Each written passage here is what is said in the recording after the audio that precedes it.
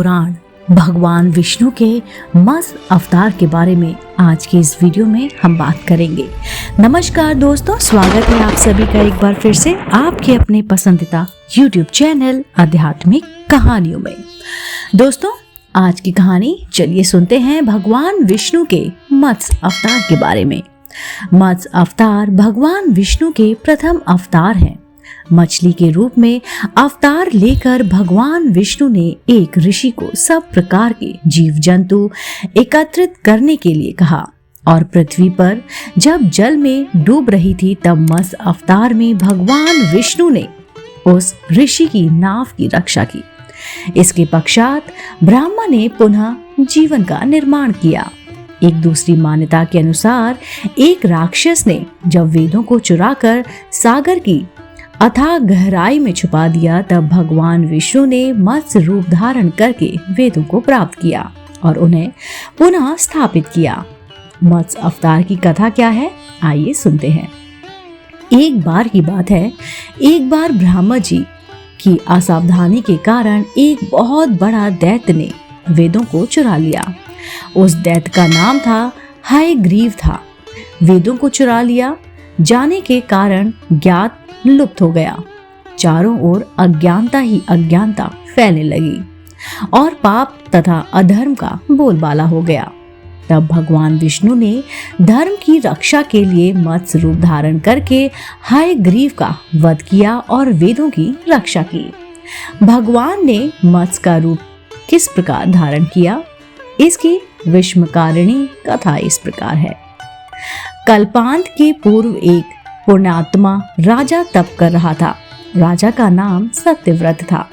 सत्यव्रत पुण्य आत्मा तो था ही, बड़े ही उदार हृदय का भी था।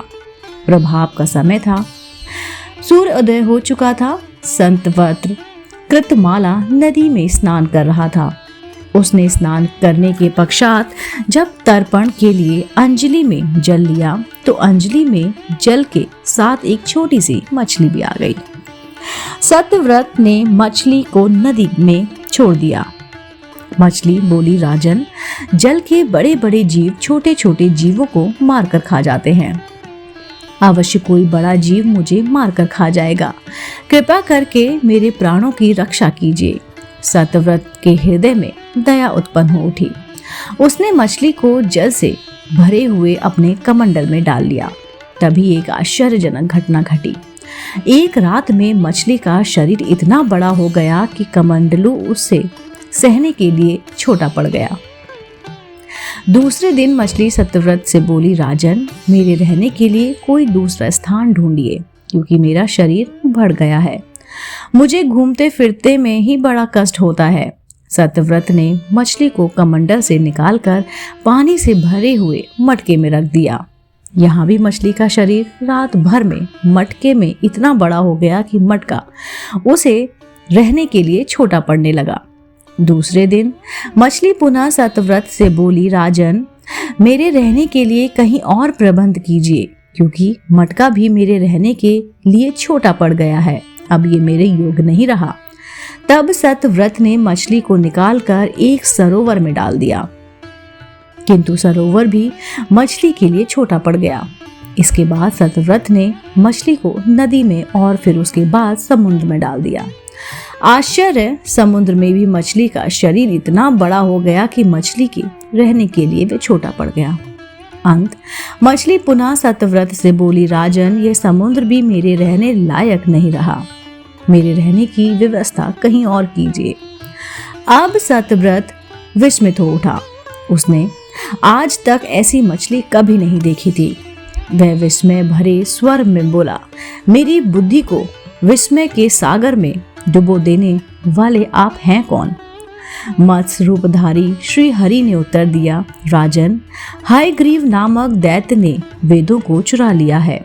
जगत में चारों ओर अज्ञान और अधर्म का अंधकार फैल गया हुआ है। मैंने हयग्रीव को मारने के लिए ही मत्स्य का रूप धारण किया है। आज से 7वें दिन पृथ्वी प्रलय के चक्र में फिर से जाएगी। समुद्र उमड़ उठेगा, भयानक वृष्टि होगी, सारी पृथ्वी पानी में डूब जाएगी। जल के अतिरिक्त कहीं कुछ भी दृष्टिगोचर नहीं होगा। आपके पास एक नाव पहुंचेगी।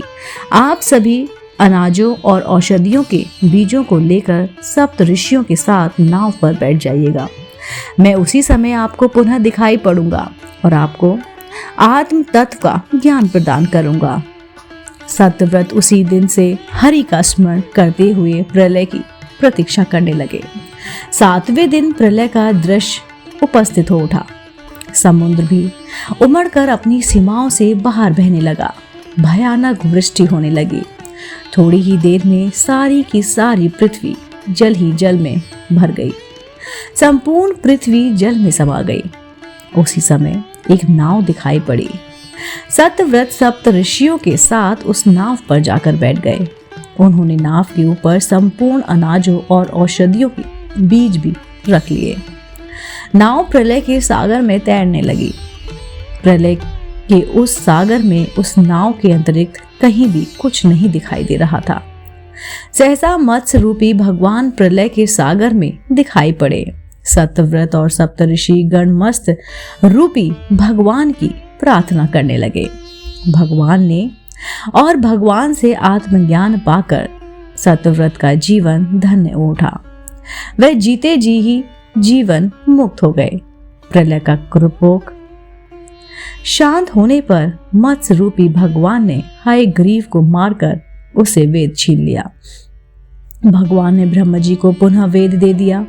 इस प्रकार भगवान ने मत्स्य रूप धारण करके वेदों का उद्धार तो किया ही, साथ ही साथ संसार के प्राणियों का भी अमित कल्याण किया। दोस्तों, उम्मीद करती हूँ आपको मेरे द्वारा सुनाई गई कहानी भगवान विष्णु के मत्स्य अवतार की कहानी जरूर पसंद आई होगी। अगर आप भी भगवान विष्णु के भक्त हैं तो आप मुझे कमेंट करके जरूर बताइए। अगर आप ऐसी ही धार्मिक पौराणिक कहानी कथाएं सुनना पसंद करते हैं तो आप मेरे चैनल आध्यात्मिक कहानियों को तुरंत से सब्सक्राइब कर लीजिए, क्योंकि ऐसे ही धार्मिक पौराणिक और रोचक कहानी हम अपने चैनल द्वारा लाते रहते हैं। आप देख रहे थे आपका अपना पसंदीदा YouTube चैनल आध्यात्मिक कहानियाँ।